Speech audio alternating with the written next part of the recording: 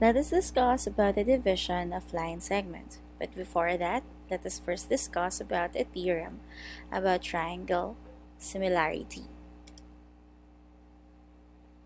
So in this triangle similarity theorem, or in this particular theorem, if two triangles are similar, then their corresponding sides are proportional.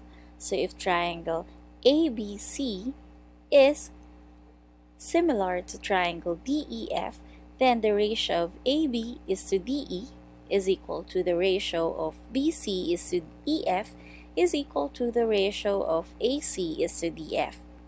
And aside from that, we also have to recall about the definition of the directed line segment. It is a line segment on which one direction is chosen as positive and the opposite as negative. So therefore, if we chose AB as a positive direction, we have to let BA as a negative direction. These are the two important things that we have to remember whenever we discuss about the division of a line segment. But what's the concept between, or what's the concept behind the division of line segments?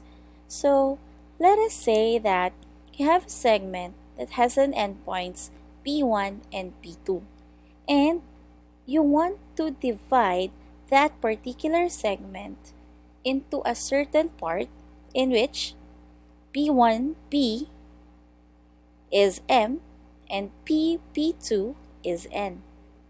Or in that case, or a specific example is that if I want to get the midpoint of P1 and P2, which is P, then it means that M and N should be equal.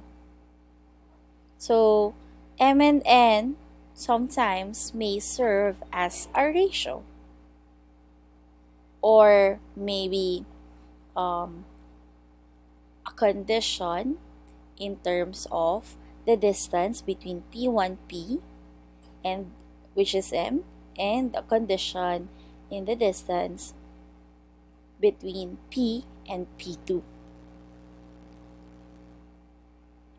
Now, let us get the coordinates, or how to get the coordinates of point P. Okay, so in this case, in getting the formula, we will just have to create two similar triangles out of this segment. So let's create. So in this case, we have 2 points. We name this one as point M and point N. So point M and point N has a coordinates. For point M, we have x, y sub 1. And N has a coordinate of x sub 2, y sub 1. Now, we have to prove that these two triangles are similar with each other, so that we could say that the parts or the corresponding sides of these triangles are proportional with each other, so that we could get the value, or we could get the coordinate x, y. So, since these two triangles, P1 PM and P1 P2N, are right triangles, therefore these two right triangles are congruent, and this one, angle P1M and P2P1N, are congruent because they are just a common angle between these two triangles. Therefore, they are congruent by reflexive property of congruency. Then by AA similarity, we could say that these two triangles are congruent with each other, P1PM and P1P2N. So those two triangles are congruent. So let us have R be the ratio of P1P over P1P2. Again, P1P, P1P2. So if that's the case, the ratio of this is equal to R, then we can let, or it's the value of R is also equal to the ratio of P1M and P1N. Why? Because these two triangles are similar with each other. So we could say R is equal to P1M over P1N. But how do we get the length of P1M and P1N? So for the P1M, they have the same y coordinate. So therefore, the length of this segment is simply x minus x sub 1. And the length of P1N is simply x sub 2 minus x sub 1. So therefore, R is equal to x minus x sub 1 all over x sub 2 minus x sub 1. We multiply both sides of the equation by the quantity of x sub 2 minus x sub 1, we will have R times the quantity of x sub 2 minus x sub 1 is equal to x minus x sub 1. We only want to get the value of the x coordinate here, so manipulating this equation, we will have x is equal to x sub 1 plus R times the quantity of x sub 2 minus x sub 1. Now, how about if we want to get the value of the y-coordinate of point P? It's just easy. We will just follow the steps here, just like how we derive the value of x, but instead of using P1M and P1N, we will use the segments PM and P2N, just like this. So, to get the value of PM, we will just simply subtract since they have the same x coordinate. So, to get the length of PM, we will just subtract y and y sub 1. So, that would be y minus y sub 1.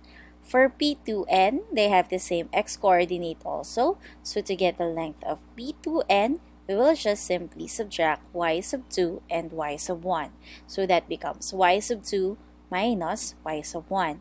Then, manipulating this particular equation, we will have y is equal to y sub 1 plus r times the quantity of y sub 2 minus y sub 1, where r is simply the ratio of P1P over P1P2. Okay, let's summarize. So, to get the value of the coordinates of point P, x, comma, y, we just simply let R be the ratio of P1P over P1P2. So R is equal to P1P over P1P2. It's a ratio, by the way. And x is simply equal to x sub 1 plus R times the quantity of x sub 2 minus x sub 1. And y be y sub 1 plus r times the quantity of y sub 2 minus y sub 1. Now, let us have some examples. But for these examples, you can pause for it and try it on your own. But the answers for these examples will be uploaded to another video. So I'll be doing it personally so that you would be able to follow the steps. And after the examples, will you please answer the seat work? Please write this one on a 1/2 sheet of yellow pad. That's all, and thank you.